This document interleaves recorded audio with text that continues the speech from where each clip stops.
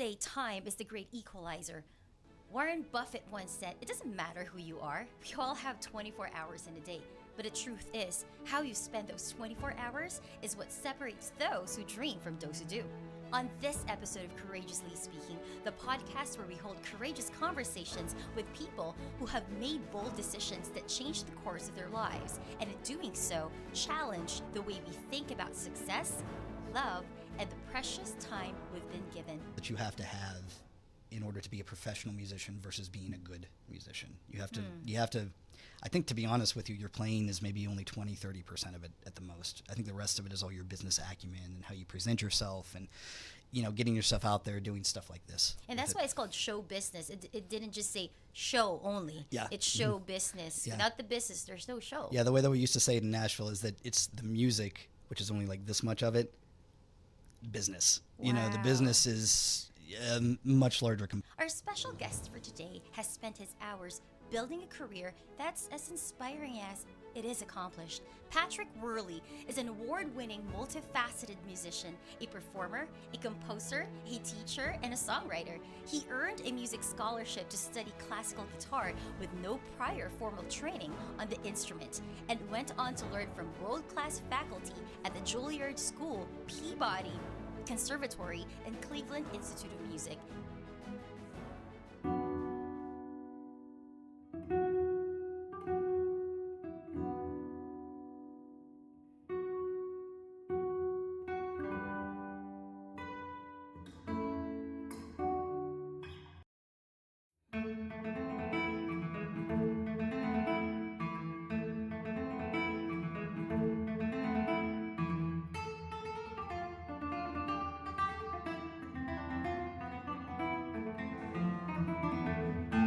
Taken him from Nashville music scene, where he spent a decade performing and recording alongside some of the industry's great artists, to stages across the US and around the world, supporting rock, country, and pop acts. Don't really have bands anymore. You know, it's not like if you go back to classic rock days and you would have maybe Led Zeppelin or the Beatles, that's an actual band. That doesn't really happen anymore. Even the bands that you see now, so a band like, say, One Republic, or I don't know if they do it this way, but like Imagine Dragons, or in country music, maybe like the Zac Brown Band or anybody like that. It's really just the person that writes the songs that has the contract, and everybody else is a hired backing musician. Degrees in music business, guitar performance, and a master's in music education from the University of Nevada, Las Vegas, where he graduated magna cum laude. He's also served as faculty at both UNLV and Dixie State University. Today, as founder of Music Lessons Las Vegas and lessonslasvegas.com. If you or someone you know is a professional musician, you'll understand that the time in between jobs can be the hardest, but there is a local business that has your back. Created by a fellow industry professional, Music Lessons Las Vegas helps musicians build a real business, teaching others, and the company's founder, Patrick Worley, joins us now. Patrick blends his classical training with the energy of popular music, inspiring students at guitar, piano, bass, banjo, and mandolin, and proving that what you do with your minutes matters more than how many you have. And that's where our story begins. And we hope that you can learn more about your relationship with time with Patrick Worley today. Welcome to Courageously Speaking, Patrick. Thank you. I'm so happy to be here. Thanks for having me. Yeah, super excited. We've been trying to do this for a while. Yeah, I'm glad we finally made it happen. You know, I know Yeah. you're busy, and I got a few things going on, so you know, no rush. We get it in when we can. Yeah. Well, Patrick, let's take you back to Nashville. Okay. Okay. It's a city of opportunities for aspiring and talented musicians alike. What was it like being in Nashville, and what made you come back? Yeah, now that I'm out of Nashville, the way that I pitch it is I miss Nashville. It's a good town. I don't miss being a musician there, to be honest with you. I think it's kind of like trying to be an actor in LA. It's difficult. Everybody there is really great, and it's just really hard to get any kind of traction there in what you want to do. Even most people don't know this, but even Jimi Hendrix spent a stint there and left because the competition was too stiff, and that's actually when he moved to Seattle after that.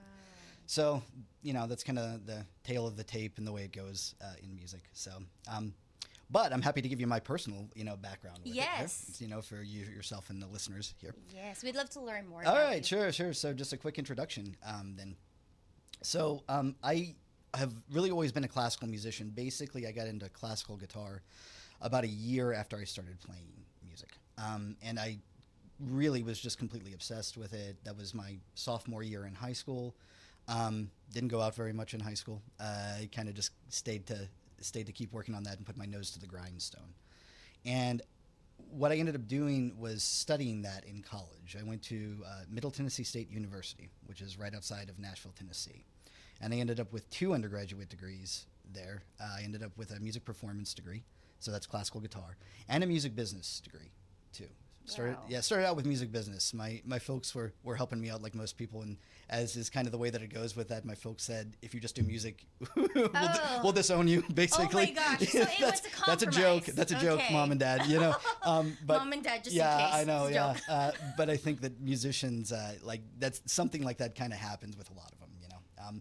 So our compromise was, you know, I would go study music business, actually. And I started my first year in college just doing that, but I wasn't as passionate about that as I was with guitar. I was still playing all the time and things like that. So that's when I auditioned, and that's actually when I got a part of my schooling funded through a scholarship at Middle Tennessee State. So yeah, it worked out that way. You know what I mean? Sometimes it doesn't. Sometimes schools don't have it available when you go to audition, but they did.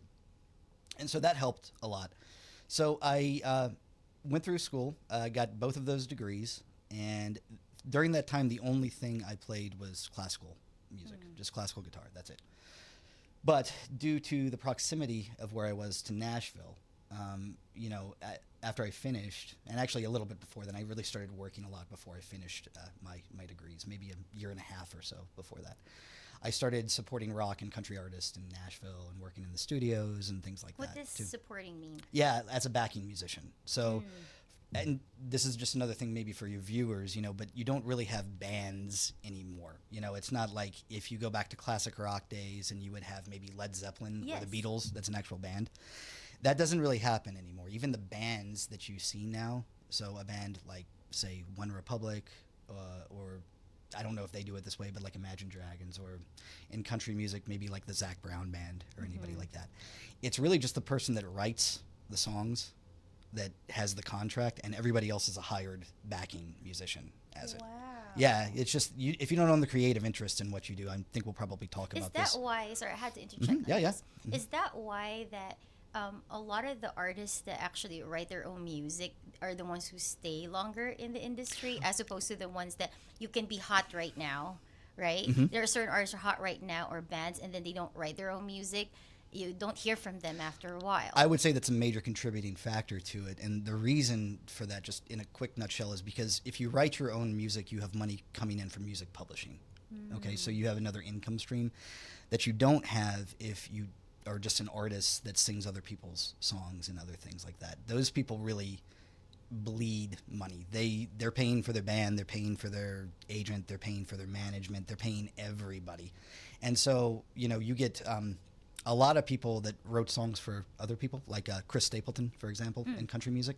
Chris Stapleton has maybe 20 or 30 hits that he's written for other people, ranging from like Josh Turner to all kinds of people.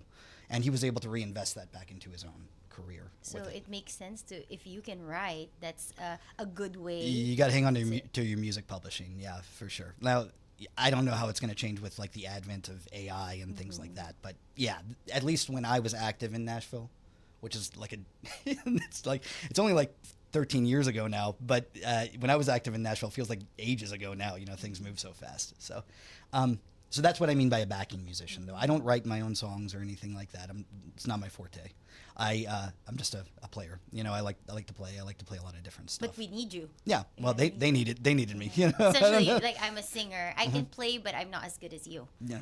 So I would need your support. Yeah, if I'm an artist. Well, yeah, and a lot of the people that supported those artists are classically or jazz trained.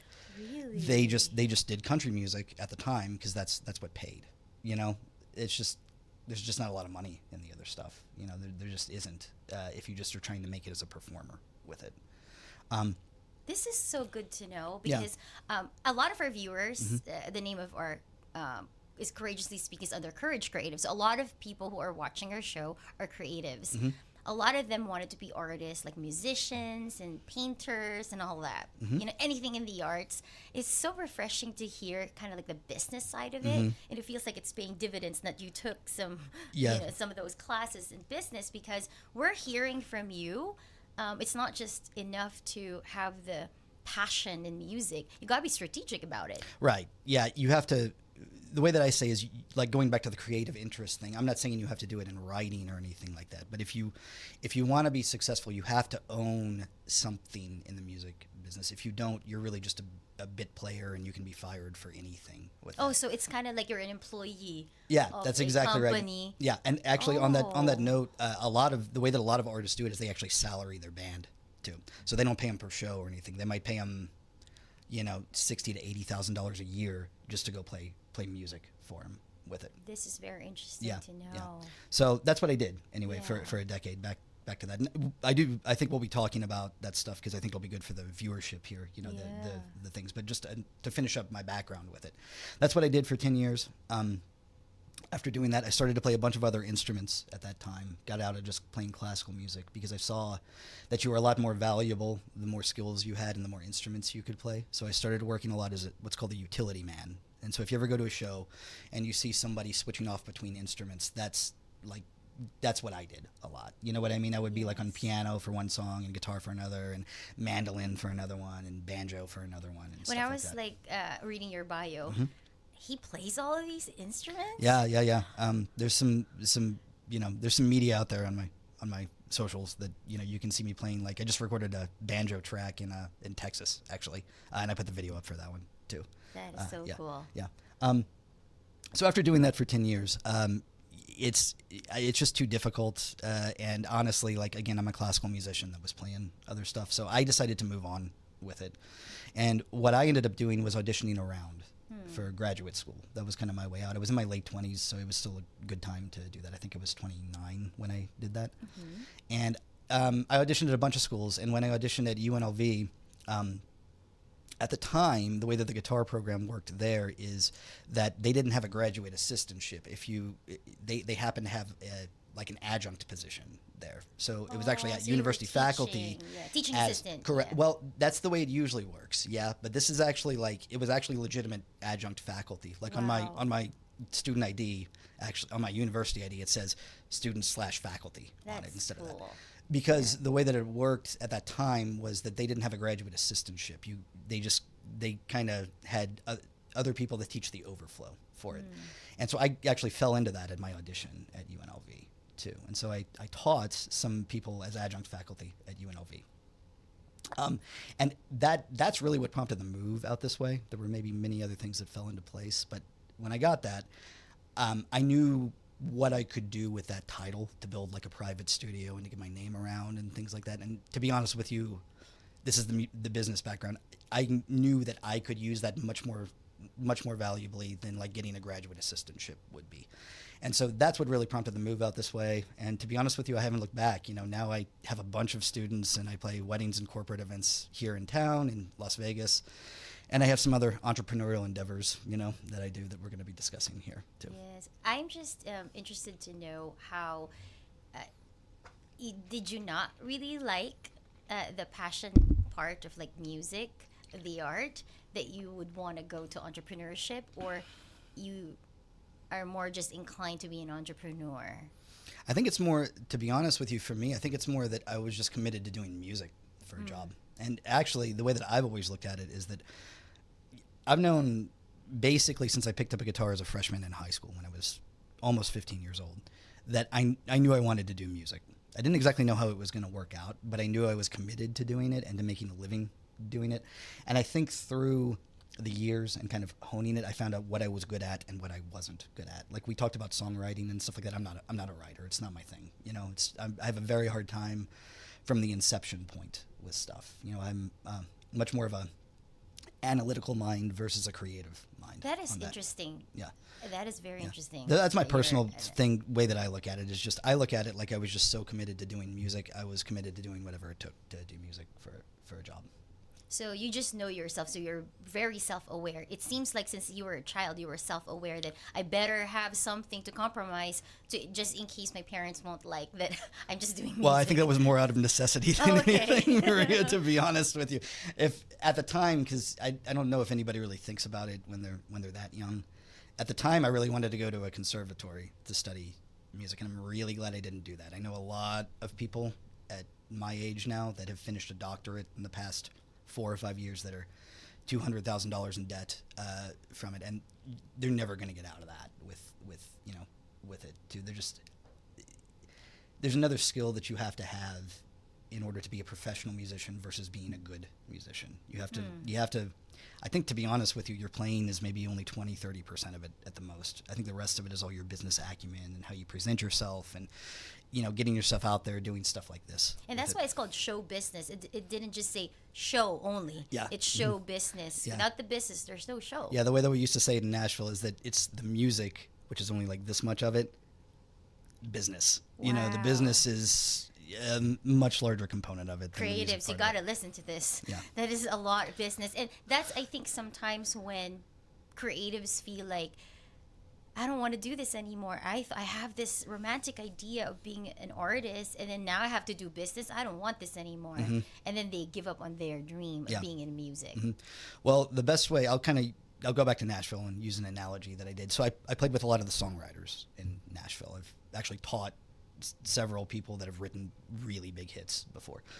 And I believe it was one of them. It might have been somebody else that I was playing for at the time. I'm not exactly sure who said it, but the way that they put it really drove it home. He said something to this extent. There's a lot of people that say they want to write a hit song when what they mean is they want to have written a hit song. In other words, there's a big difference in putting in all the work to getting yourself to there versus having it done with it. That's the way that I interpret it, is that they want the end result of being like the artist, the romantic idea, without seeing all the other stuff that goes into it, and you got to do a lot of stuff that you don't want to do if you want to be successful with it. And you have to that's make up your mind powerful. about which one you want. I like that a lot because a lot of us artists, we are so passionate, but when we start doing things maybe repeatedly, I don't want to do that. Why do I have to practice every day? And that's a necessary evil. Yeah, and Comes again, for the me. practicing. Me being a classical musician, I think the practicing is the easy part. I think a lot of these people Really? really like to practice too. They might not like all the stuff that they have to do with the practicing with it, like all the studies and stuff like that they have to do. But then again, that's only 20 or 30% of it, in my opinion. The other stuff is learning marketing. How do you present yourself?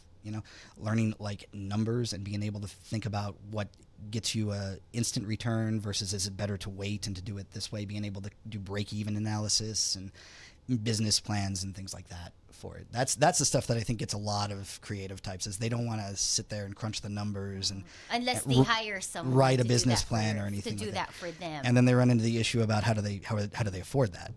That's Oh, 'cause another it's issue expensive because it's to have. expensive. Yeah, Oh. all that stuff is expensive to do. So in an analogy to what I already said with the Chris Stapleton thing, where he was able to reinvest into himself, I think you need to set up your career where you're able to reinvest back into that and continue to scale yourself and your ideas as if you're a business, because you are the product if you're an This is artist. such an interesting conversation. I think a lot of people, especially creatives, would benefit from this kind of thinking. And there's a mindset shift from just doing the music, pure art. Yeah. And then the Yeah. part that they have to do business. And that takes a lot of time, right? It does. It takes a lot of time, and again, it's kind of a grind. And I think, kind of just going back to that, that's I think the music part is the fun part out of everything with it. The other stuff is the hard stuff that you got to do, doing the stuff that you don't really want to do, but you have to weigh out.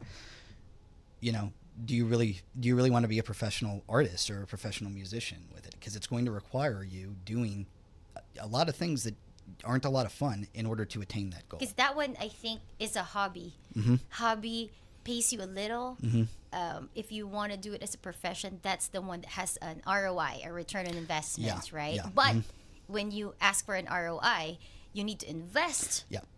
on it, your time, money, effort, creativity, everything that sometimes people don't want to do. And I think is really time for me. Like, I am an artist too, but I do it on the side. I feel like there's not enough hours in a day. Warren Buffett said there's only 24 hours in a day. And I want to know, and I'm sure the viewers would like to know, what is your relationship with time? And what can you share with our viewers so that they can learn from it? Because it's a lot of work to be an artist. Warren Buffett is correct with that, but you can also flip the perspective on that and look at, well, there's only 24 hours in a day. You've got everything that everybody else has with it, too. Everything that everybody else has.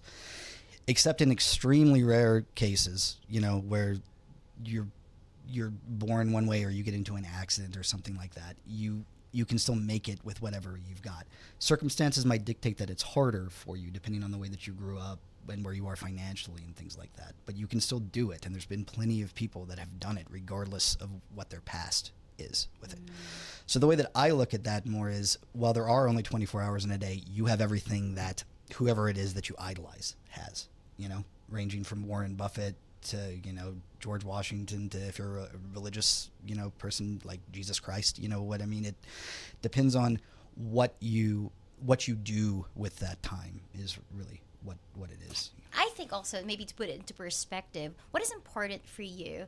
I think for me, some people maybe prefer that they do more of the things that they love, and some people prefer to do like more work. So it's like it's a constant battle between, do I rest enough? Do I do a lot of my hobbies, or do I work? How do you like reconcile that? Like, how do you have a percentage or maybe tools that you use to do your time management? Do you like 80% work, 10% happiness, or like, all that? Well, that's a really individualized question. You know what I mean? Like for me, like with some of the other projects that I'm trying to do right now, because I have another business that I'm trying to launch right now. So that's really between teaching a full studio, which for me, by the way, guys, a full studio for me is 100 students. That's 50 hours a week, And do you have other teachers or just you? No, that's just me. That's me teaching. I teach at a full studio. I have about 90 right now, but me at capacity is 100 students. So I teach 50 hours a week. Wow. And then I do other stuff with music and business about 10 to 20 hours out of the week with it. That's a lot of work. It is. So it is. But I know where it's going to pay off once it's done. I know what's on the other side of that. Once you have it all established and once you're able to do it, there's all kinds of freedom and ability to reinvest into yourself as an artist and things like that. And I've already started to do some of that. But like, again, you're asking a really personalized question there. I can just tell you what works for me. Yes, and I would like to share with them, because perhaps somebody thinks the same way as you do. Yeah, sure. So, I don't take days off. Okay, so I work every day. 7 days a week. Monday to 7 Sunday? days a week. I do something 7 days a week. On Sundays, it's a little bit lighter to kind of keep myself, like in check. It's only like maybe 2 hours of work or so. Thank you for coming here. Yeah. It seems like I took some time from you. No, actually, this happened to work out great. I have like a span of like 2.5, 3 hours right now, which is like, this is perfect. We can come out here and do it, knock it out. And I'm happy to do it, Maria, of course. Like you said, we've been trying to do it for a while. So I don't take days off. But what I do instead is I recharge about every 2 to 4 months. I just take a break for 1 to 2 weeks and go somewhere and kind of relax with that too. And that actually kind of helps me out with another artistic project that I'm doing, because I have a travel video project that I'm doing right now. I like it. Yeah, I kind of go and I shoot some footage, and it has to do with music and playing music that's related to the location. And right now I'm just laying the groundwork for it, but it's going to turn into a bunch of like full travel videos. So my way of doing it is that, I think you need to kind of weigh out on a personal level where you can still be the best and get the most results from your work, but not burn out with it. And that just depends on the person. But how are you not burning out when you're working 7 days a week? So you were saying like you take some time off, like 2 months, for example, in a year. And is that enough to recharge for you? I find it is. No, I don't know if I'll be able to do that forever, but I know I'm not going to have to, like here in a few years, once I have these other things established with it. I've built a business for myself before. I know what to do with it. I know it takes time. I know you just keep taking shots and you keep figuring it out until you've got it all the way done. And then, to be honest with you, once you've built a business like that, it kind of starts to run itself. Like me with my clientele for my teaching studio. my name is out there in a lot of ways, but I also have like a bunch of I have a bunch of people that refer me now because my name is out there in a bunch of ways, and I've always tried to do a good job with it. So I think that it's all about strategy and knowing yourself. The 7 days a week work week, right, may not work for somebody. Right. But because if you know yourself, you can tweak it a little bit. Because me, I'm more of a Monday to Saturday. Sure. But I take siestas. So I need like at noon, I better watch my drama while eating, and then I go back. Gotta watch your stories, Maria. You know, I go. So I really think that there's no one size fits all kind of way to manage your time, but it has to be rooted in your own strengths and weaknesses. Like for me, for example, if I stop for a whole 2 months, my brain will be a little rusty and I might not be as good in what I'm doing. Sure. So I can't. However, that Monday to Saturday works with me, and wherein Saturday is the lighter day wherein I can do fun things. Yeah. You know, so it doesn't have to look like everyone's to be successful. You got to know yourself. Yeah, and you got to just keep your eyes on the prize, for lack of a better cliche term. But you need to kind of temper that to your own individual. I think best way to progress. Right. Yes. Character. And I think that it's very interesting when you said that it's going to pay off one day. I really believe that sometimes we just want to be able to relax now, and we're borrowing from our future selves, right? Because if you think of it, if you're strategic, you're more energetic as a younger person. You have more, like I remember when I was in my 20s, I don't have to sleep as much and I'll be okay in the morning. I can't do that anymore, you know? But when you are a little older, maybe in your 50s and 60s and 70s, you would want to relax more. So why don't you help your future self prepare for that kind of lifestyle, and not like, because I think people think that work-life balance is all the variables are the same every stage of your life. It's not the same. Your energy will be less when you're older, but you're going to be wiser. So maybe it's the time wherein you get to write, you got to talk, things like that. So you do more work now so that in the future, you know your limitations, you work on your strengths, which is your wisdom. Yeah. Right? Yeah, that is one way to look at it too. Personally, just on that too, I actually have a lot of like big goals that I want to do with music, and everything that I'm doing kind of lays into a grander plan with music to kind of help out musicians. I know how to live well as a musician. It's something not many people know how to do. So a lot of what I'm doing now is kind of geared towards giving musicians the opportunity to do that. And another way that I pitch that is it's almost like I'm starting to pivot from teaching music so much into teaching musicians how to be professional musicians with it and coaching them. And that's a need. We were just talking about it earlier. I wish that more artists know the business side, but they have to go to school for it, or maybe they have to read about it. And if you're so like, I just want to play music, they don't have time. It doesn't mean I'm making excuses. I'm just saying that they kind of know themselves. They just want to play, and maybe if they have support of some sort, that's what most artists need. And I wish that more people do that, and we can't wait for this business. Yeah, it moves fast. Can you share the name if it's already available, or? Yeah, well, so I have 2 projects that I'm really working on right now.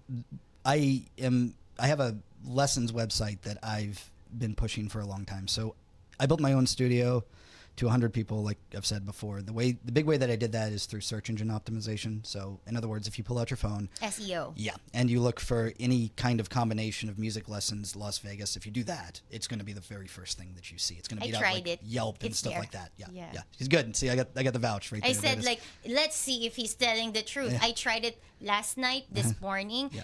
I see you. Yeah, it's depending on what you put in there, it'll be the very first thing you see. But it ranks for almost everything with it too. So I really launched that right before COVID hit, and that kind of put a damper on it. And then when I went to go relaunch it, there were maybe 6 things that I had to go back and redo on it.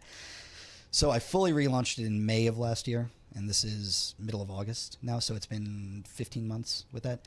It's been used about 400 times by the public here. Wow. So that's almost once per day that somebody's used it to reach out to like a teacher, musician for lessons with it. So that's only going up with it. so I'm still, that being said, even with that, I'm still turning that into a solvent business right now. And just trying a bunch of different stuff until it does work. So that's laying the groundwork also for a bunch of other ideas that I have to help musicians with. But priority goes into that right now. And then I have an artistic project, like I said, with the travel video project that I'm working on. So too. it seems like what I'm hearing from you is you're very good in prioritizing. You're eliminating certain things that don't serve your goal or purpose. You prioritize, and then you automate. Now you're automating. Right. Yeah, and yes, That's exactly. a strategy, automating. Exactly. Like I read a lot of business books like Alex Hormozzi and Jim Rohn and people like that. For your viewers who don't know them, I highly recommend all those books. They say things like they're always looking to constantly fire themselves from the positions that they're doing so that they don't have to do it. Because as your business scales, it's grossing a certain amount. You're not netting that, but the more you gross with it, the more you can, pay to like lock yourself down legally with your copyright stuff and your terms of service and things like that. The more that you can hire people to help you with it, the more that you can hire accounting firms or a marketing team or anything like that. Social media team for exactly. your social media. As your business scales, and what that allows you to do is again to continue reinvesting into that. So eventually down the road, you've got all this stuff taken care of like you want to, and it just makes profit. And this is interesting because when you automate and prioritize, it frees up a little bit of your time, right? And then let me ask you, how important is that extra time to actually connect with people? I think that if it's show business, the business part means connection with people. Like, how important is connection in music? I think it's very important. And to be honest with you, that's something I could probably be a little bit better about with how much I'm kind of isolated in what I do. When I'm teaching, it's just me and a student. And when I'm working on that other stuff, it's it's me sitting behind a computer working on code or working on marketing campaigns or something like that with it. So it's very important, and I know that that's something that I need to get better at, but it's also something that I haven't really, it's hard to find the time to do everything, and that's something that I haven't exactly found the balance on myself. That being said, I'm not negating it or disregarding it. I understand that that's a very valuable thing, and doing stuff like this is not only like good for the business, but it's also healthy. You know what I mean? We've known each other for a long time, so I mean, I'm glad we got on here finally. But like that's something that just we're social people, and to be able to get out and just talk, and just to kind of connect with people. Yeah, it does, and I think it's a big part of like being healthy too. So I do that. I don't do it as much as I can. I don't. And you hope however, to be able to. Yeah, and I know that it's coming down the road though, and I'm willing to put the time in now to get myself to that point. I have a strategy. Okay, what's that? What my strategy is, I actually put it in my calendar, not because it's a work for me, but I think putting it in my calendar means it's sacred time. It's sacred time to connect with people. It's sacred time to connect with your family. Like I have a husband who Yes. I met you through my husband, yes. Alan. And I I hear in the studio.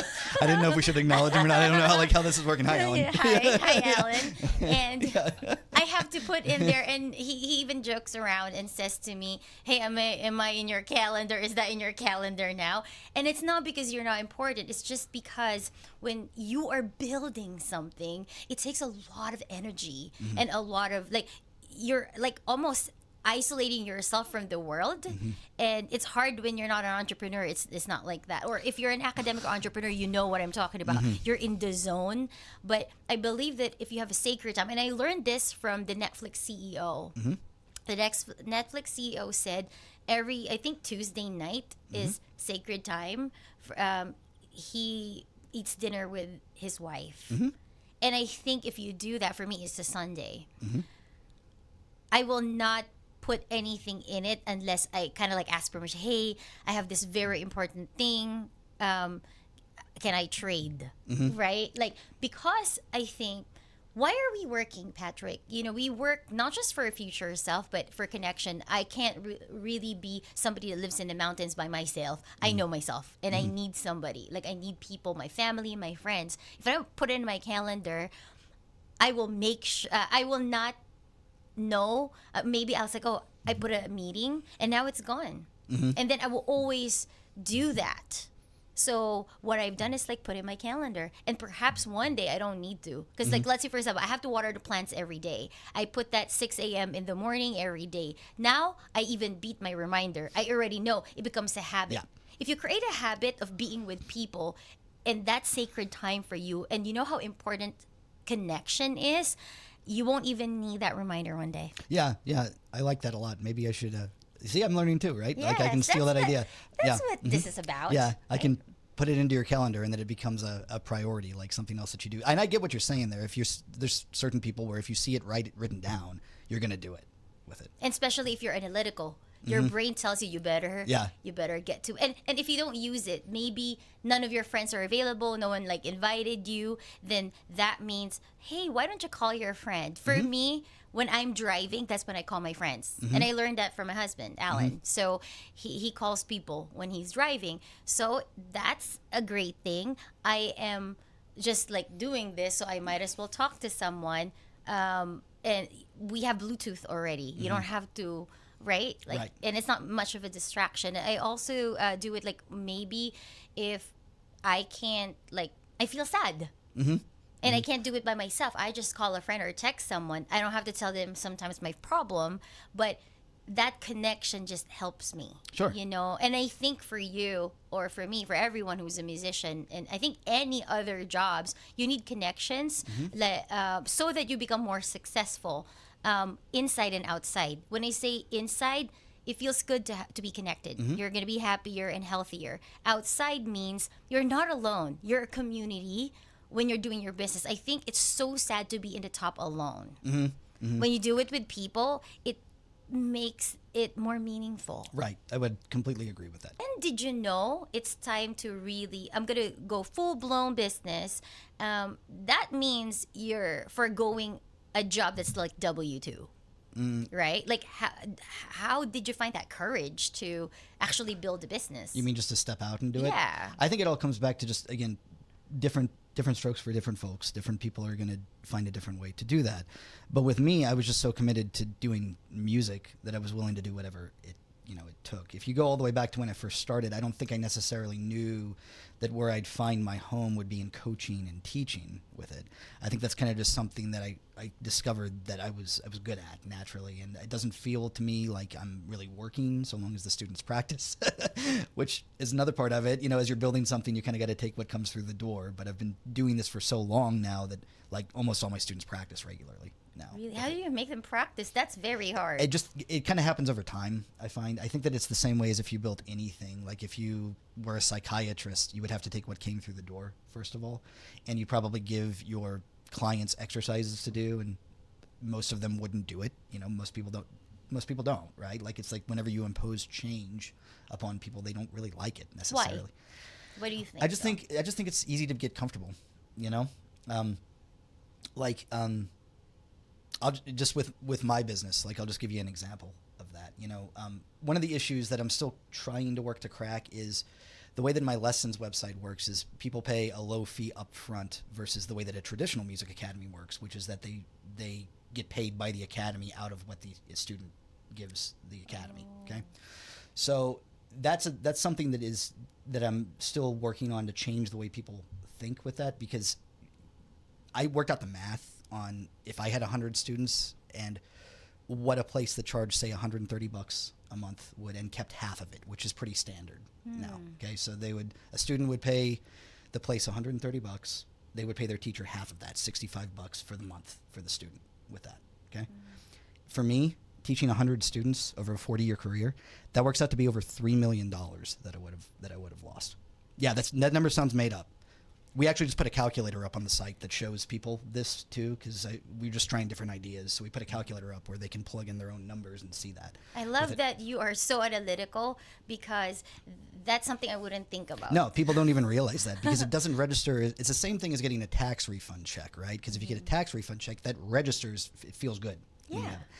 But it's really a bad deal because all you've done is give the government an interest-free loan on your money. It would be much better just for you to pay exactly what you had and keep your money. To be as earlier. close. If you get a refund, it's like $500. It's literally psychologically cool. Yeah. You didn't lose much. It feels good. It feels good. I get that, you know. But like it would literally be the same thing as me just handing you $1,000 and then 6 months down the road saying, keep this for 6 months and then just pay me back with it. You know, why?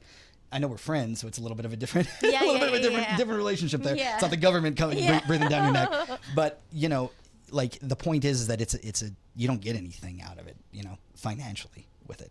So, you know, my way lets people keep all their money with it, you know. So like, I find that that's kind of a difficult thing to kind of break people's way of thinking around it too. But I get a much better way for it. It works for me. It'll work for people if they use it too. I think as an artist, you have to be brave to be able to evolve. Yeah.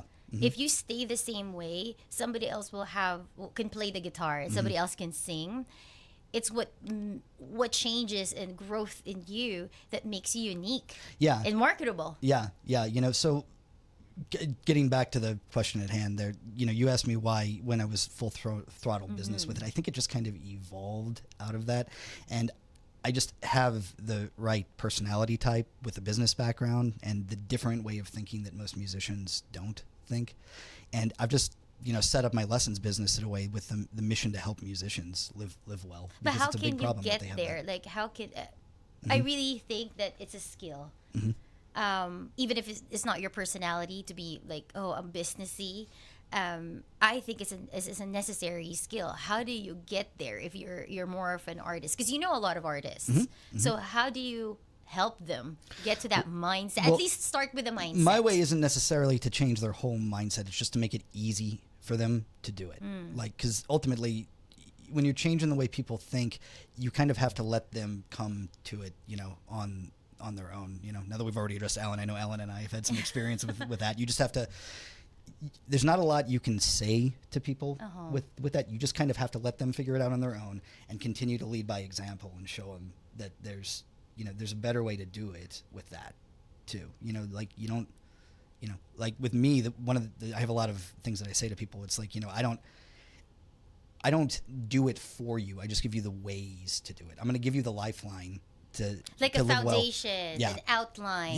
Yeah. I say, like the big line I've been going with lately, again, because I'm trying a bunch of stuff, is I say, I'll give you the lifeline for this. You got to participate in your own rescue for it. And, you know, I think eventually people, you'll have people that see that and that start to talk about it amongst themselves and amongst the demographic, you know, with it. And the more that people see it, the more that they start to question it. But it doesn't just happen overnight. Sometimes doing something like that takes years to affect change on people. People get disappointed or frustrated when they read a book or they watch a podcast and they thought they got it and then they forgot it in a day or like in a week, and it doesn't work. Yeah. But it has to be constant exposure to these inspirational things and also systems and automation and to change your mindset, right? Yeah. And what about like a book? Do you have a book or a philosophy that you abide by? Yeah. I mean, I guess like they're all kind of summed up around the same thing. I mean, like my whole philosophy, going back to the Warren Buffett thing, you know, the way that I say that is, you've got the same number of minutes in a day as anybody else. It's up to you with what you want to do with it. So I think probably that can be best summed up with a quote from John Steinbeck. When I have time to, I actually read a lot, which has not been the case for a long time now, but I actually read a lot. You're busy, but he reads a book. Yeah, I take notes whenever I read and things like that too. And in The Moon is Down, which is a John Steinbeck novel about Nazi invasion and occupation of, I believe, a French town.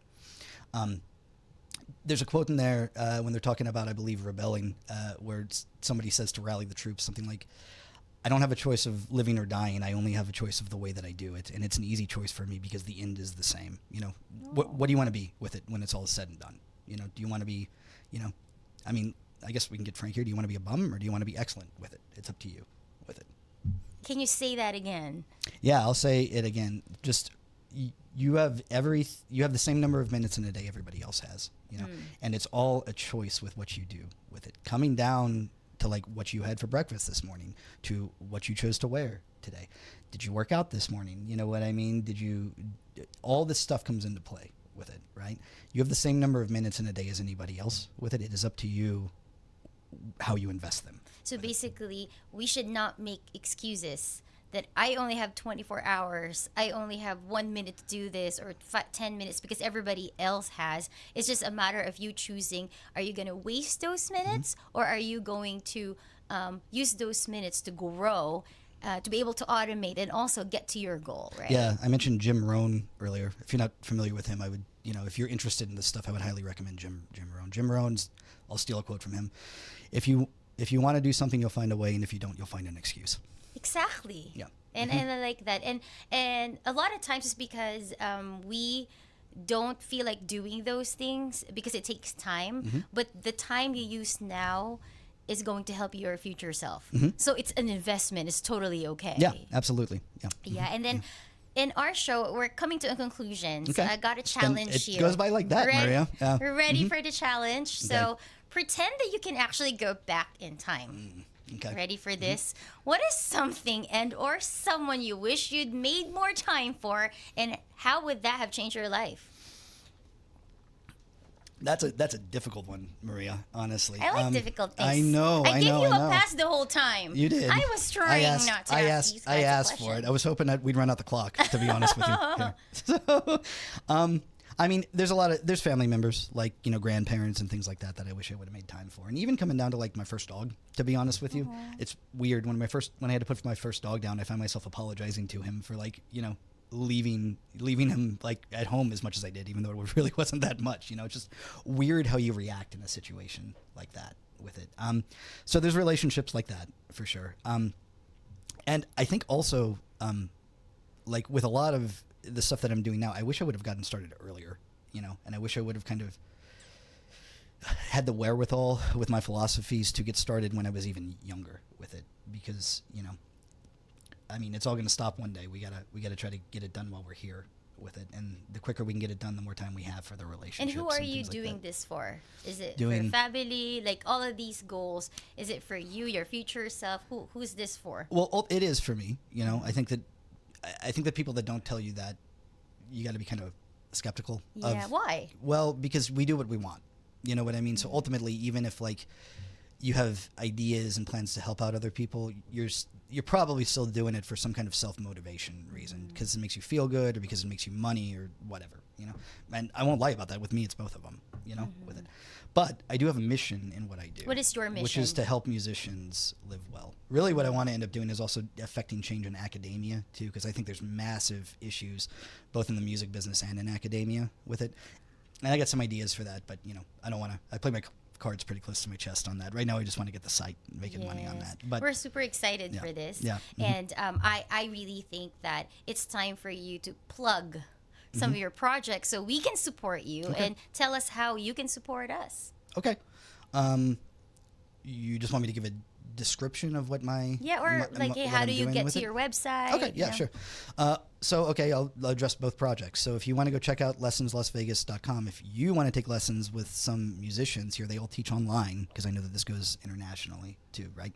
So you can visit lessonslasvegas.com. There's about 30 instruments on there. We don't have instructors in all of them yet, but we do have a lot of them, and there are people that have had Grammy nominations that are on there. There's people that have worked with, in the shows with like Celine Dion that are on there and things like that too. So if you want to take lessons from some of the best musicians, honestly, in the nation, a lot of them reside here for that reason, because they play in the shows. So you can visit that and check out what you want to do with it, or you can visit me personally at Patrick Worley Music on both Instagram and Facebook, and you can see some of the videos from my upcoming travel project. I filmed a lot of performance videos so far in places, but there's going to be quite a bit coming with that.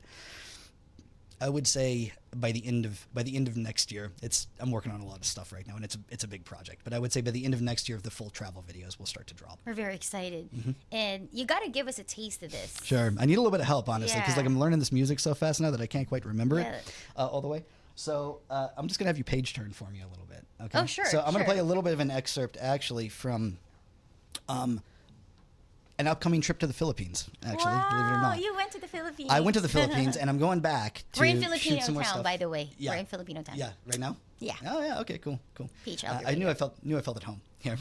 So, but it requires me to go back to places a lot. I've been to Japan and France and all over the States, and I've opened up the Philippines with it too.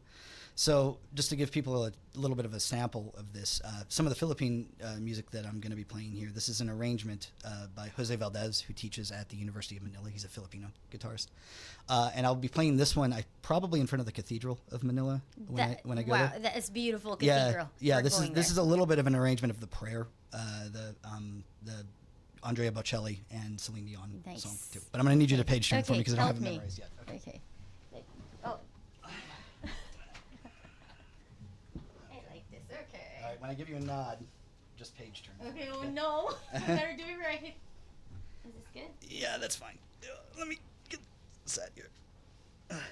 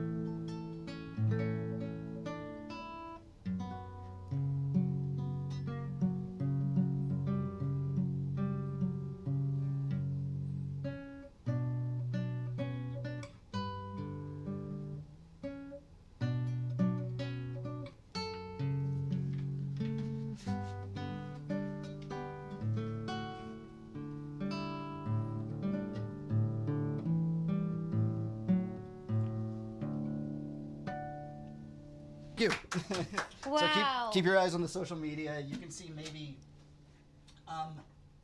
at the moment, you can probably see maybe 6 or 7 more videos of full performances in front of like a bunch of places. I went to Japan. I recorded in Nara Park with a bowing deer and stuff like that. So check it out. Yeah, I can't wait for the Filipino. Yeah, it's going to be trip. good. Yeah, that'll launch. I'll upload those performance videos. I'm going in January, so they'll be uploaded late January, I would say, with that. So for our Filipino American and Filipino viewers, check that out. So, Yeah. well, I guess that's the end. I really love the emotions that came with it, and we want to thank you for this opportunity to interview you. Thank you all for joining us on today's episode of the Courageously Speaking podcast, hosted by yours truly, Maria Soriano. A huge thank you to our guest, Patrick Worley, for sharing his courageous journey with us from the vibrant music scene of Nashville to building a meaningful business here in Las Vegas. Through determination and creativity, Patrick has found a way to bring art and business together in a way that's both authentic and sustainable. His story reminds us how to be intentional with our time and that strong connections are key to impactful success. Thank you as well to PHLV Radio, who graciously recorded our podcasts in their studio located here in Filipino town, Las Vegas, Nevada. To our listeners, if this podcast episode resonated with you, don't forget to subscribe to Courageously Speaking with Maria Soriano. Share this episode with someone who could use a dose of inspiration and visit CourageCreators.com for more resources to help you lead with courage and purpose. And remember, courage isn't about the absence of fear, it's about taking action despite it. So, until next time, stay courageous.